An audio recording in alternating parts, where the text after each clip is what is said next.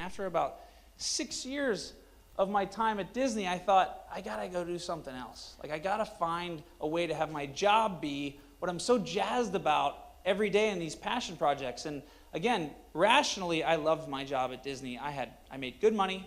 I worked for a great boss. She taught me more about business than I will ever learn anywhere else, and yet I still wasn't satisfied.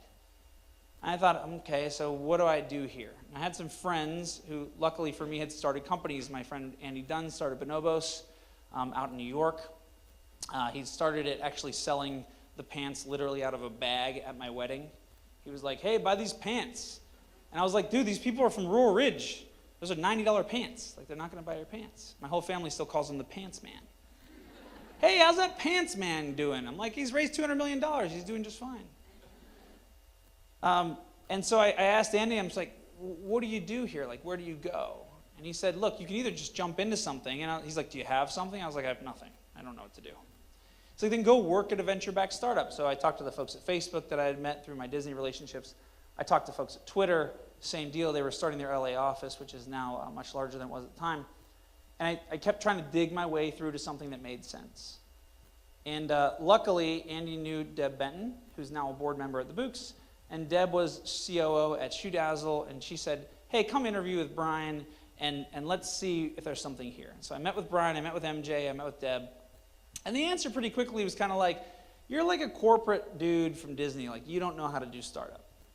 And this is one of those branding things that happens, right?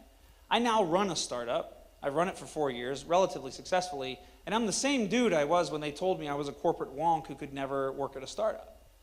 And this is one of those painful things, especially when you think about moving from corporate to startup. And I do the same thing. I look at a resume from a Mattel, and I'm like, corporate. And I was exactly in the same position 4 or 5 years ago.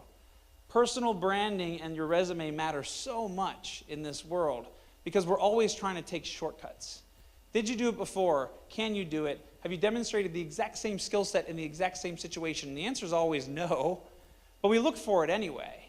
And so I was a victim of that at the time. My personal branding was big corporate strategy guy. Bain & Company, Disney corporate strategy, that's what you know how to do. So they passed on me, and I was like, it's a bummer. And then 6 months later, there was a whole new leadership team, and they were like, we need a brand guy from corporate America. And I was like, hey, here I come. So I ended up working at Shoe Dazzle anyway.